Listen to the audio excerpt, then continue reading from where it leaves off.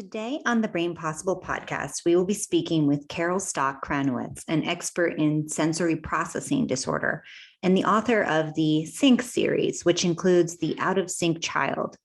Carol was a preschool teacher for 25 years, is a graduate of Barnard College of Columbia University, and holds a master's degree in education and human development from the George Washington University. In her work and writings, Carol explains the effect sensory processing disorder can have on children's learning and behavior. What we here at the Brain Possible especially love is that she also moves beyond those challenges and into possibility for families by suggesting fun and functional activities. Let's get ready to talk about some of them and a lot more. Well, welcome, Carol. Thank you so much for joining us here today on the Brain Possible podcast. Oh, I'm delighted to be here. Can you start by talking about your time in the preschool classroom and how did that inform your path? Yes, I taught for 25 years at an independent preschool in Washington, D.C. And when I joined the staff in the 70s, I was a mom, as many of the teachers were.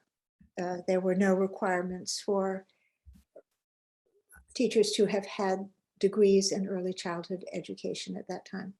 So I came along and I had a lot of energy and loved building obstacle courses and getting kids jumping and marching and clapping. And I did a lot of music and movement on the playground and in the classroom. And because I was so naive and ignorant, I came to teach assuming that every child has the same general desires and skills and joys of childhood. And so I was quite surprised and mystified by the kids who I considered to be out of sync.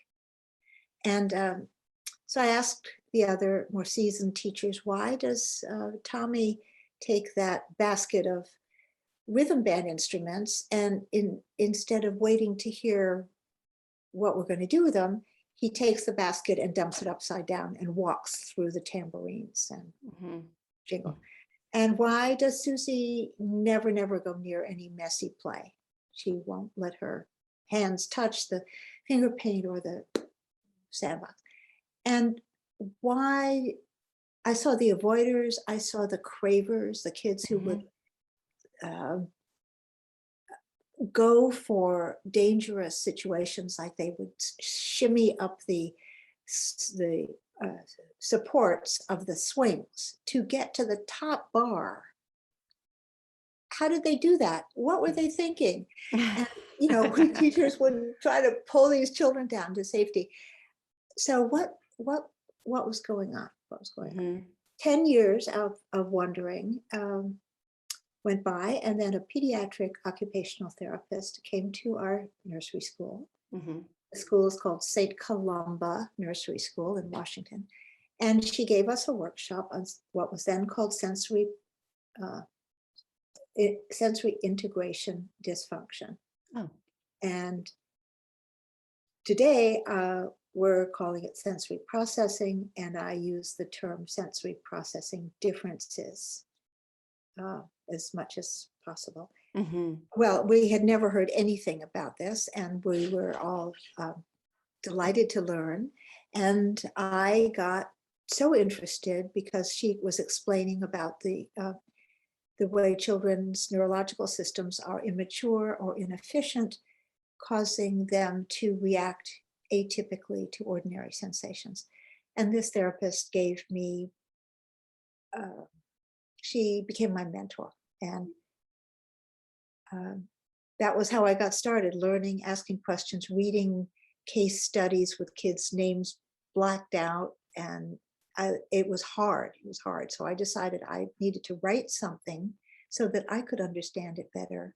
And I knew parents and teachers and even therapists who are not occupational therapists could benefit from just seeing stories of how kids respond to sensations. And that's my story. Hmm.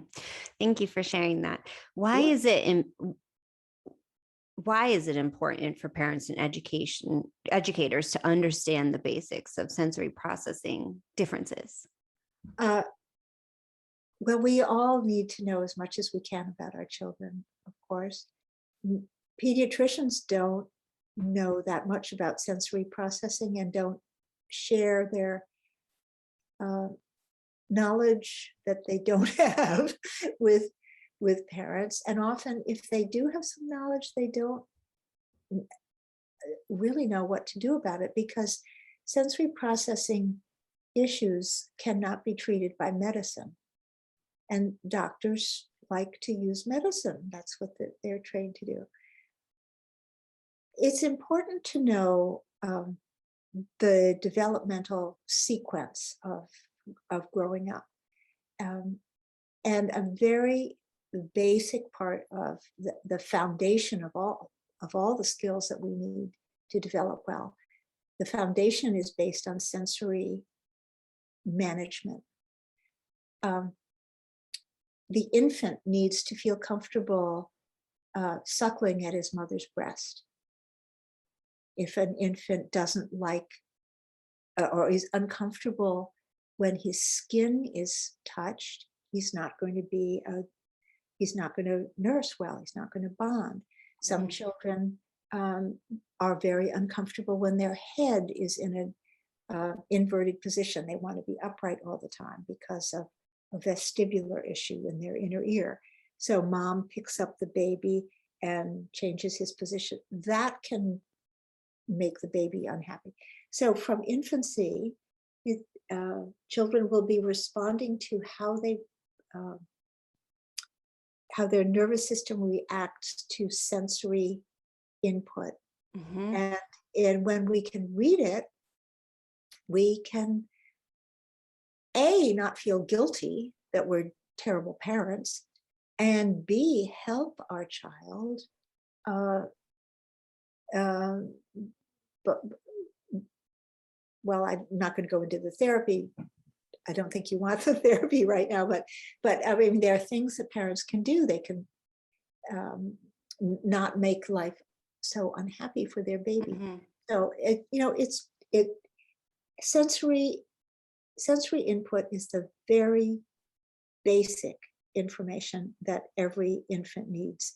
And you need to have a strong foundation so that then you can develop later developing skills, which are called perceptual motor skills. And those add on to the sensory skills. And then the cognitive skills are kicking in. But none of that'll work if you don't want to touch or be touched, or move or be moved. Mm-hmm. So you've named a few of them, but what are some of the basic signs that a behavior issue might be connected to a sensory issue? Okay. The biggies to look for with your imaginary sensory goggles on, the biggies are atypical reactions to touch and movement. Hmm. So the tactile system is our largest sensory system geographically. We have tactile receptors everywhere Mm-hmm. in our skin and in our hair.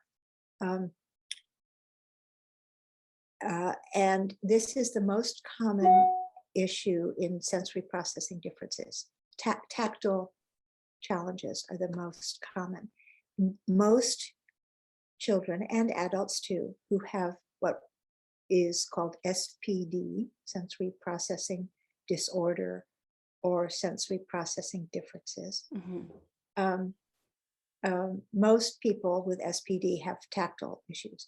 And the most common is discomfort with touching things. And that means actively touching the meatloaf, the bread dough, the worm, the Mm-hmm. tag. A tag. Yeah. The tag is active touch and it's passive touch that might be very, very uncomfortable. The tag in the shirt, Mm-hmm. the seams in the sock, the the if a child is sitting at the table in school and another child's foot under the table grazes Mhm. Timmy's foot. Timmy hasn't seen it coming, and he can't perceive it. He doesn't understand what it is. This is the child who will push away from the table and scream, "He's trying to hurt me. He's kicking me, teacher. He's bothering me." Meanwhile, the other child just moved his foot, you know? Mhm. Mhm. Um, so a common reaction is over responsivity Okay. to tactile responses. There is also under responsivity, where you are touched and you don't feel it. That would be like falling off the swing and breaking your collarbone and not noticing that right there under your skin, you've got this hurt. Or going too close to the fire, not knowing that it's getting too hot for you, Mhm. for your safety. And there's craving, where you just want more than any other child wants, more touching. So these are the kids who are chewing a lot of things. And after the age of 2, we expect children will not be learning about objects by putting them in their mouths. Mhm. So these are 5-year-olds who are still mouthing Mhm. items, or grabbing people and bumping and crashing and rubbing. Well, that little kid I mentioned earlier, the one who tipped over the basket of um, rhythm instruments and walked through them, Mhm. he wanted that tactile information uh, that he could get through his socks, or maybe he was even barefoot. So the tactile issues are very common, and movement issues are also very common. Um, when um, when we move, we are activating our vestibular system, and that receptors are in our inner ear. So every time we move our head, our vestibular system is working, and it's telling us that we're moving our head and how fast we're moving our head and where we are in space. Are we sitting upright? Are we lying down?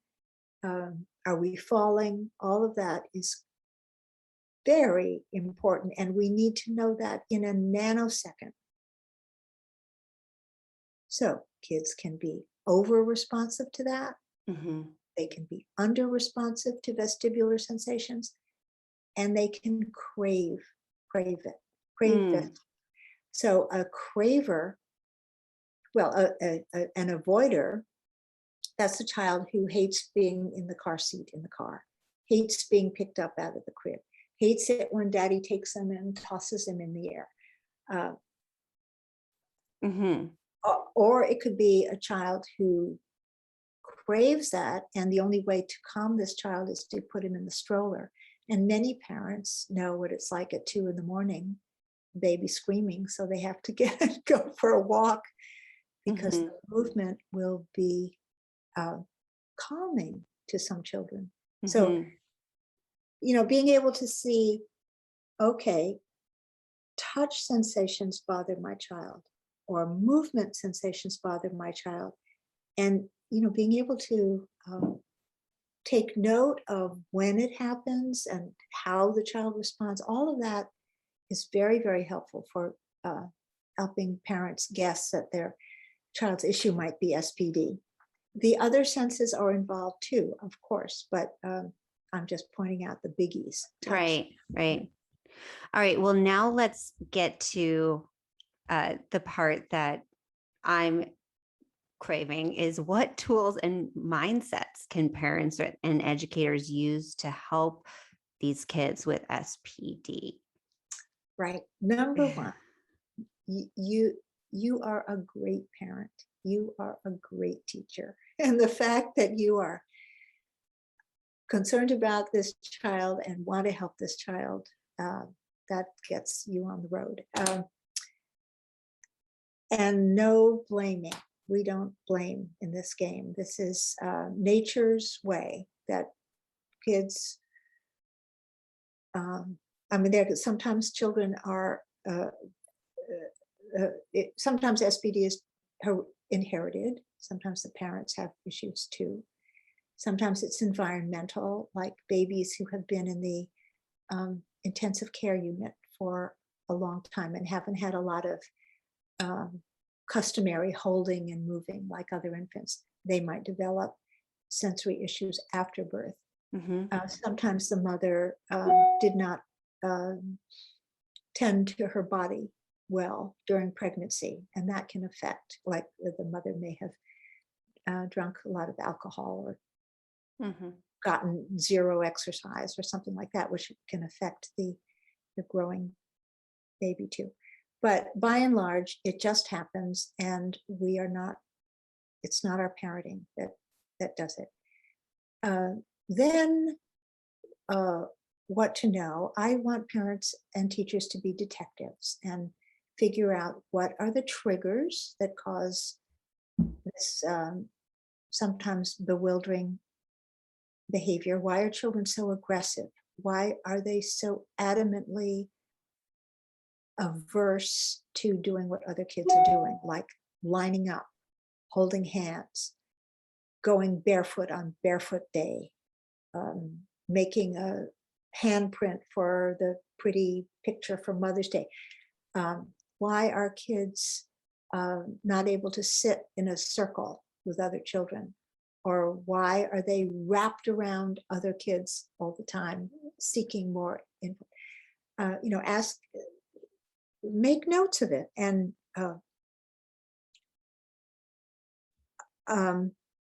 when you see patterns, I love these patterns. Nature loves patterns.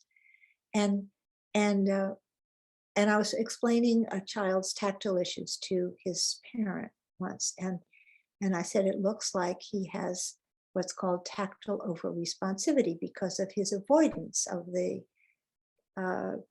preschool activities that we do that use hands and skin. And she said, well, I don't get it. He's always at home. He's always pawing things. His hands are everywhere, and he's got a special blanket that he grips in his hands, and I don't get it. And so I explained to her, well, he's not getting ordinary tactile sensations through the course of his day. He's avoiding so much, and at home he has some safe things. And so the human body must get touch and movement and smell and taste and visual and auditory. To survive, we need all our senses enriched every day. And so this little child has found the things that will bring him the tactile information that he's not getting in a typical way. If sensory issues are getting in a child's way or getting in mom and dad's and sister and brother's way, and if you're not sleeping, the child's not eating, your mother-in-law is telling you you're not disciplining enough, the teacher wants the child removed from her classroom, if all of this horrible stuff is happening because of your child's behavior, I highly recommend you get an evaluation by an occupational therapist, a pediatric OT, who is trained and licensed to provide sensory integration therapy. So it's called, the therapy that's desirable is called OTSI, OT-SI, occupational therapy using a sensory integration approach. The first step is to get an evaluation. If parents do that on their own, I don't know what the cost is. It could be $500 or thereabouts. But there are child find organizations in many towns, or some you go to your hospital, or you their human services department in your town and find out, can I bring my child for an evaluation? And then once you get the evaluation, then you can decide, do you want to proceed with the therapy? I always recommend it, even if it's expensive, even if your insurance doesn't pay for it. It is so valuable because young children have flexible nervous systems. Old people, even like me, I could benefit from OT too if I had tactile or any kind of sensory issue. But my brain is a little more stuck. It's not as flexible as it used to be.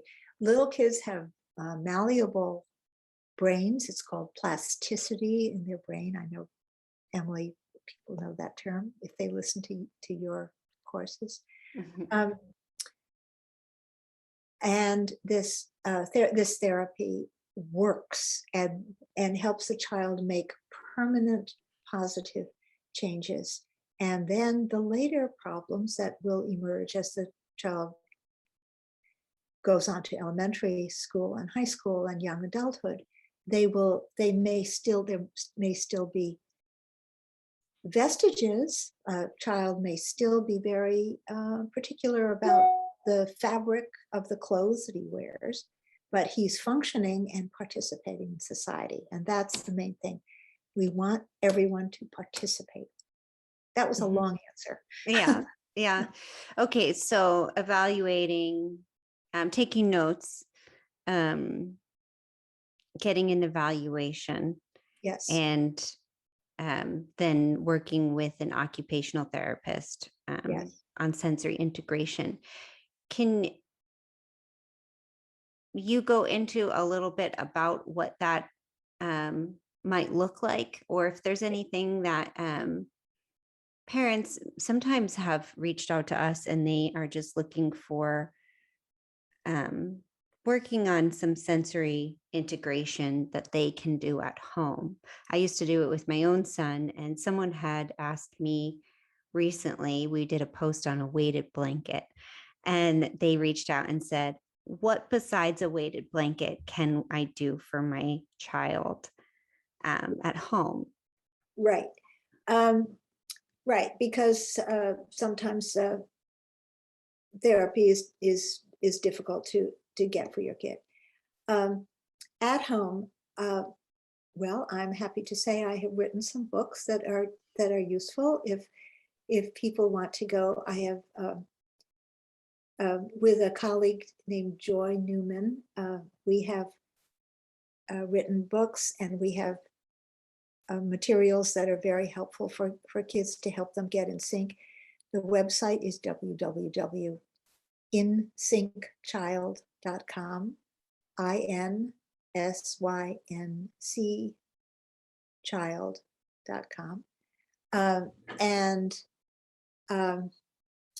then at my other website, I have an in-sync part of my life, and I have an out of sync part of my life. and at my other website, outofsyncchild.com, there's more books and things like that. So I would be happy if people looked up my books, Carol Kranowitz books and Joy Newman materials, or Star Institute in Denver, and their website is sensoryhealth.org. Star Institute is the go-to place, and there's a lot of research there and a lot of ideas that they will give parents for things to do at home. Okay, that's awesome. In a nutshell, here's what I think parents should do: get their kids outside if they can.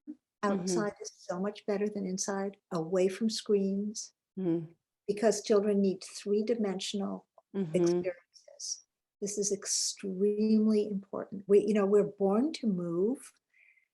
Nature has designed us to be on the move all the time, and hunting and gathering and finding sticks for the fire and building dams in the creek and building our house, and Yeah. all of that is essential. Nature has not designed us to sit and look at a two-dimensional screen all the time. So if we can get our kids involved in simple chores, that's good for the family and it's good for the body. Mm-hmm. Cooking, cleaning, washing dishes in the sink, or just pouring Yeah. things in the sink. Anything that is involving the body, the getting the kids moving. We could spend a day with some suggestions. Right. Right. What is interesting is that when I do a workshop on activities, sometimes people will say, "Well, these are all old-fashioned activities." Right, they are old-fashioned activities. And just one more word on this topic. Proprioception is a very important sensory system. Okay. I've mentioned the tactile system and the vestibular system and the proprioceptive system. And those three are really the foundation of our development. Proprioception is the sense of our muscles and joints. So every time we stretch and flex, we're exciting our proprioceptors, and we're getting calm and organized and ready. And so you can see how our society these days has us not getting much proprioception. No. Yeah. Our fingers on one hand get a workout, but Mm-hmm. so any activities that parents can come up with that engage flexing and extending, carrying the laundry basket, Mm-hmm. carrying groceries, give kids bags with the sacks of potatoes and club soda in plastic bottles. Give them heavy things to carry. Have them push the grocery cart. Have them take the puppy for a walk on the leash. And there's going to be a lot of that good jerking back and forth Yeah. with that job. Have them dig and rake. Raking is great. Shoveling is great. And vacuuming. I used to take the lint out of my dryer, and it's nice, clean lint, and I would put tufts of it on the living room carpet, and then I would let my kindergartner, third grader kids vacuum, and it's very satisfying because the lint gets sucked up. You see your work as you're doing it, Yeah. and that pushing back and forth. They think it's fun. Yeah. Yeah. That's a good idea. I would have never thought of that. Right, right, right. Kids think work is fun. Yeah. They I do. Yeah, I had a child in my preschool class who was extremely wealthy. His family was very wealthy, and they had many servants. And when he came to school, he would go straight to the housekeeping corner. He would put on an apron, and he would busy himself so happily. And people would say, the other kids would come in, they would say, "Are you the dad?" And he would say, "No, today I'm the cook." And he said he listed the people who worked for his family, and he said they're the ones who have all the fun. Oh, yeah, that's so cute. It Yeah, my is. kids always want to. Even just last night, I was making meatballs, and they love when I actually let them get in there. And I wish I could say that I let them do it all the time. But, I was in a rush and I wanted to get it done quickly because I started late, dinner late. But they were upset because they want to come over there. They want their hands in the meat, or they want me to let them wash the dishes, or, but I have to let myself, it's good to remind ourselves how important this is for kids, because Right. I don't always let them because it could take long. It'll take longer, or it could make a bigger mess. Of course. And you first you have to start with scrubbing under their fingernails. they have to get their hands washed. Yes. And that's Yeah. They another, come up and they're like little balls of germs. right, And they're right. like, let me help. I know. But then when when when there are opportunities to do that, they feel like they're part of the team and they're helpful. So Mhm. it's great if we can look at what they're interested in doing and channel that interest into something that's helpful for the family or Mhm. teach them new skills. And yeah, I know Reiki. I remember doing those things around the house, and you had to go back and do it over again after the kids Mhm. helped. Yeah. Or then after they helped, yeah, after they, well, sometimes with dishes that you have to do them over again, or afterwards clean up the floor too, because now it's all soaking wet. Yes. Um, so for some in your classroom, for those kids who maybe would get really upset because someone's foot grazed theirs, did you ever have kids throwing tantrums over Yeah, things like this? yeah, And what were some of the ways that you like to calm those kids yeah. down? Great question. Um, Sometimes it's hard. Sometimes a child has what's called a meltdown, and Yeah. you have to kind of let it just peter out. That once it gets started, uh, it's helpful if you have on your imaginary sensory spectacles and you're looking at signs of the building tension in the child. And it would be irritation at first, and then it would be anger, and then it Hmm. would be fury. And if you can uh, remove the child from the sensory stimulus that's bothering him. So that's an immediate thing. This one little boy who was so upset frequently when another child's foot touched his under the table, um, we allowed him to sit at the head of the table. We had rectangular Hmm. tables. This was at snack time or sitting to do a an art project.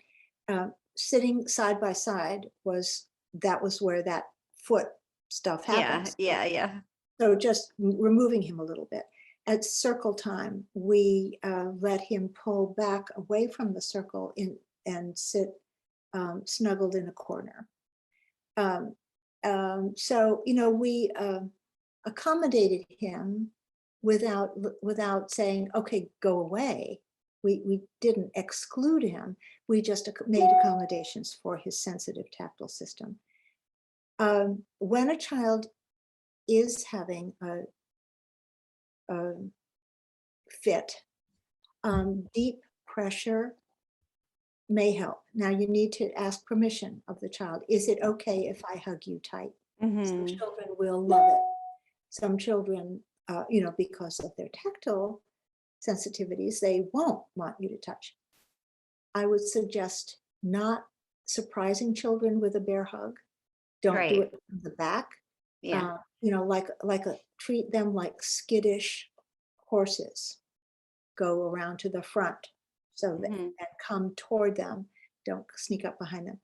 But say, get down at their level, get on your knees or crouch and say, I am here. Can I hug you? And some children will melt into your arms. They're Hmm. so grateful. Or, no, no, no, no, no, no, no, they don't want that at all. Okay, then say, all right, then you can go to time in. And time in is a suggestion in the house or in the classroom. Get a barrel. Or you can, there are these nice foam barrels, or you can get a real barrel and maybe you can pad it on the inside if you're handy, or just a mound of pillows and um, cushions. And a real easy thing to do is to make a crash pad. A crash pad is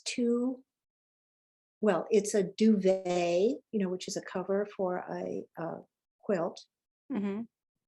Or you can make a cover for a crash pad. Take 2 king size flat sheets and sew around 3.5 make seams 3.5 edges, and leave the opening and stuff it with foam. You can go to your local upholsterer and ask for foam scraps, and they'll give away their foam scraps. And you can take old foam scraps that would just go in the trash, and stick these foam scraps. And I suggest foam scraps rather than pillows, because pillows are really heavy, but you can use pillows too. Cram all these foam blocks into your envelope, sew it up, and then that goes in a corner, and kids can burrow into it, and then they can jump into it. So time in, I recommend for a child who's having a tantrum, rather than time out. I find time out on the chair over there. The teacher's intent is to get the child so he's not hurting himself or hurting other children, but it's very ostracizing. The child feels excluded, blamed, and I just like shifting the term to time in. Okay. So how do you do a time in? Okay, so you say, okay, you're having a problem here because Billy touched your foot under the table. Let's go to the time in. And you go with the child and you say, this is a chance for you to just have a moment where you can get peaceful again. And you're pleasant and you're not scolding. It's not the child's fault, for heaven's sake. And his aggression is not his fault. You know, he's just trying to survive. And so you're pleasant and you take him over there and you say, and you can watch what we're doing and you can cuddle with the cushions here, and I'll come back and check on you in a minute. And when you're ready, you can come back, and the kid will be grateful. So that's one suggestion. Yeah, and, that's good. Good. I'm glad you like it. So much depends on our attitude. When when your child falls down and hurts himself and his knee is bleeding, if we go, oh gosh, it's terrible, oh, then that just Scares them. Yeah. Right. It makes them think, oh my gosh, this is worse than I thought, because mommy's upset too. If instead we remember we are the grown-up, we are the calm ones, we are the helpers. And Mr. Rogers used to say to children, when things are confusing or scary, look for the helpers. So we want to be the helpers, calm.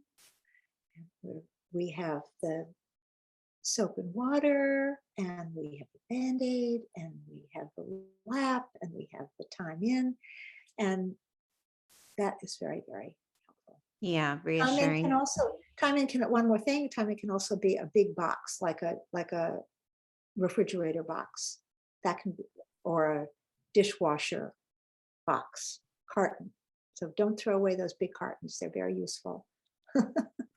To give them a little space alone. Yes. Yeah.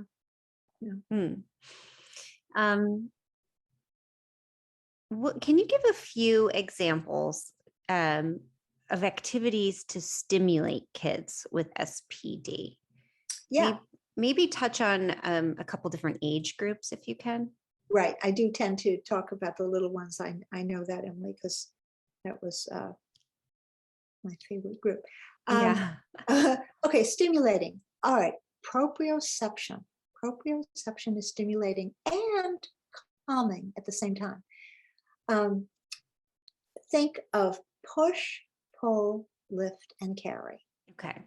Push, pull, lift, and carry. When you don't know what to do, when you're at your wit's end, say those 4 verbs over and over yourself. Lifting heavy loads, a carton of encyclopedias, and say to the child, take this down the hall to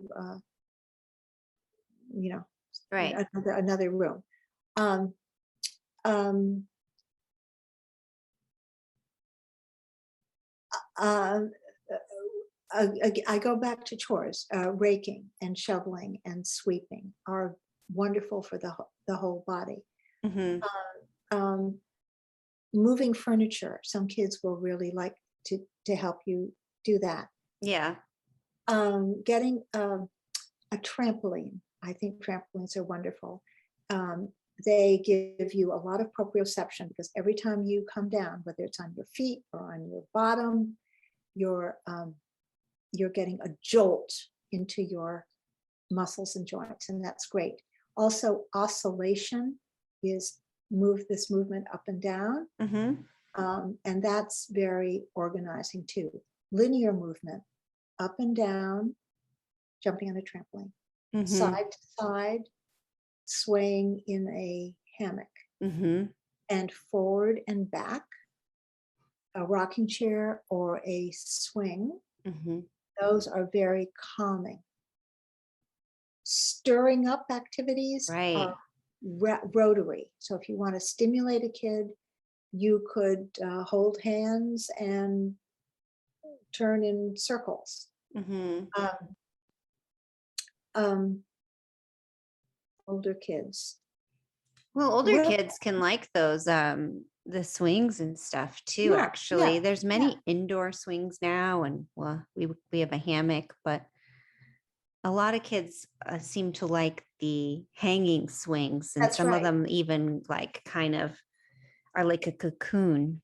Yeah, that's right. There's a nice time in too, in those suspended swings Mm-hmm. that are cloth and you can wrap yourself in them. Yeah.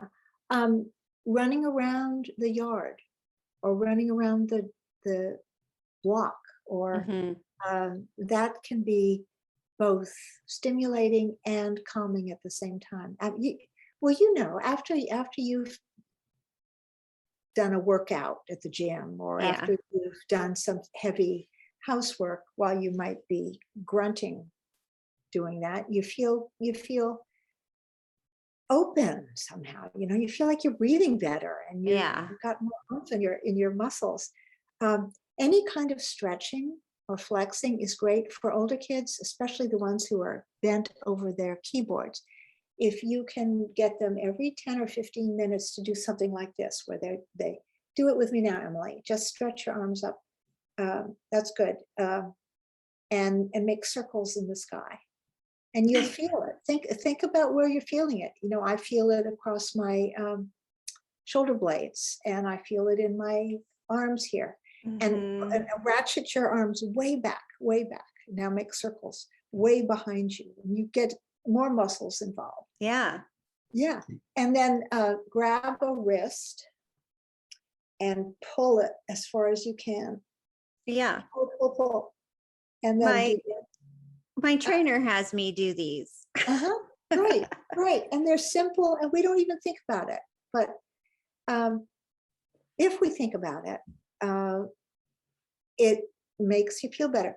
Yeah. Another thing is press your feet on the floor, and press down really hard on the floor as if you want to punch a hole through the floor.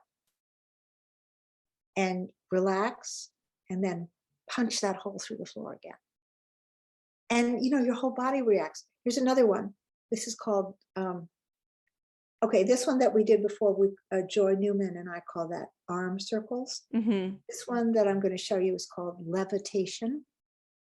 I'm going to move my camera down so you can see my chair better. And you put your arms on your chair, and you get your butt off the chair. Wow. Down, Yeah.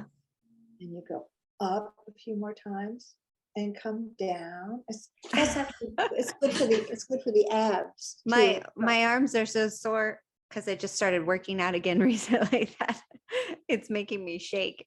Oh yeah. Okay. Well, that's good.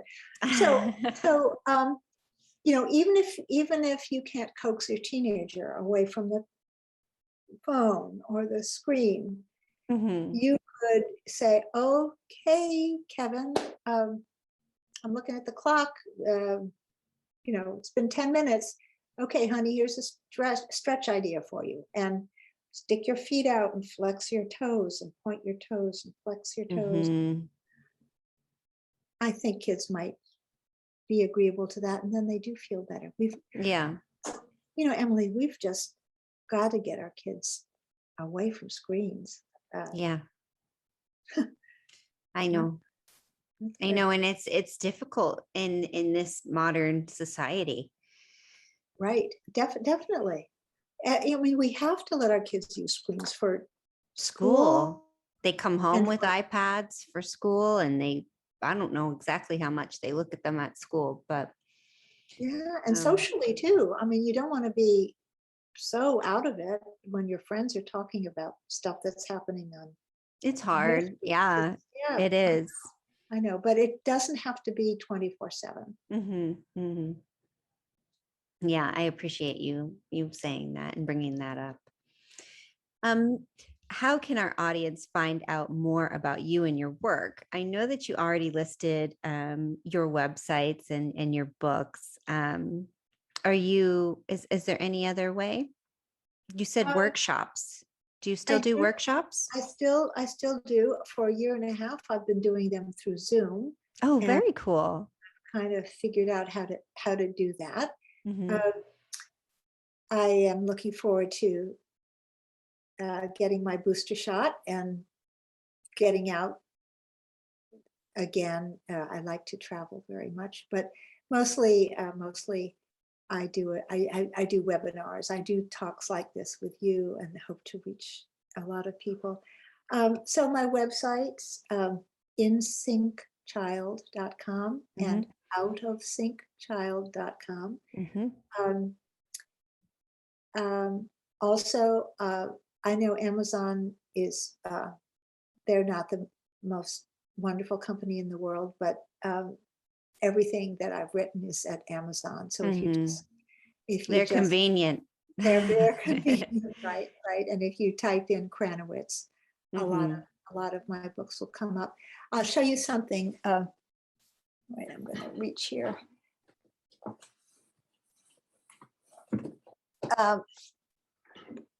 When I started in this business, I guess, of helping parents with out of sync children, it's wonderful to know that my books have been helpful to help parents recognize what's going on with their kids, and then how to begin to go get help for their children professionally, and also ways to change things at home. But the recent in-sync child activities that I'm doing are a lot of fun. So all children need to have activities that keep them in sync. So Joy Newman and I wrote this, Growing an In-Sync Child. And it's not on the special needs shelf at the bookstore. It's a regular activity book, 50 activities in here to get kids with improve their sensory and perceptual. And that's wonderful. Thank you. It's really a nice book. It's like a seminal book. If you read this, you're going to have get some great ideas of how to get your kids moving and touching and participating. A sequel to that is the InSync activity cards or book. It comes in a set of cards that look like this. And then it's also in a book form. Very cool. Those are very cool. And then we have, this is an Italian version of our calendar. It's coming out in March in English in hard copy. But if you go to insyncchild.com, you will see how you can order it digitally. I had the Italian one made into a hard copy. And this is a year of mini moves for the in-sync child. And it has 52 pages of, a week of real quick little activities, like hop to something pink and put your elbow on it. So, just a simple little instruction. Like that. So anyway, this is now available in several languages digitally, and in March it's going to be available in English. So it's fun. I feel like COVID's out there and I'm stuck in my house, but I'm still able to get some of this information out to people. That's good. Thank you so much for sharing all of these resources with us.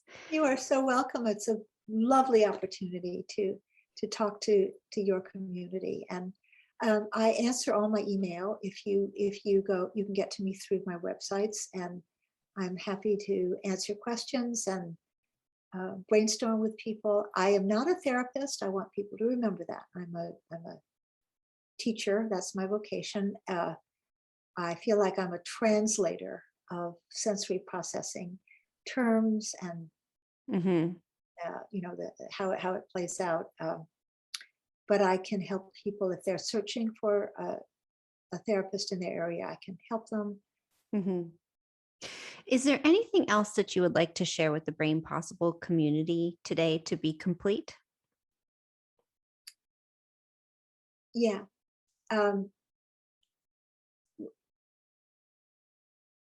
Yes, remember that when children are behaving in ways that we don't expect, it's not because they won't do what we expect. It's almost always because they can't. I think children's inappropriate, that's not the right word, but atypical behavior is not something that they do voluntarily. They do it to survive. I think that's really, really important. And another thing is to have fun with your kids. Children with special needs we need to be very serious and sober and mindful and careful with them a lot. And we forget that we also need to just have joy being with them, and you'll get a lot of mileage out of the fun. Yeah, you're right. Thank you. You're welcome. Well, I appreciate you taking the time. It was an honor to have you with us today on the Brain Possible podcast. Thank you so much, Emily, and warmest wishes to you and to everyone listening. Let's stay in touch. I hope that you enjoyed our conversation today and that you learned something new. Do you have a question for Carol? Do you have your own story with sensory processing differences that you would like to share with us? We would love to hear from you. Let us know how we can be useful in your journey. Email us at info@thebrainpossible.com. Be sure to subscribe, follow, and share our podcast if that feels true for you. You may also consider visiting our website for more information on stories, therapies, and products that we think you will love and may support you in your healing journey. As always, thank you for spending your precious time with us at The Brain Possible. See you next week and be well.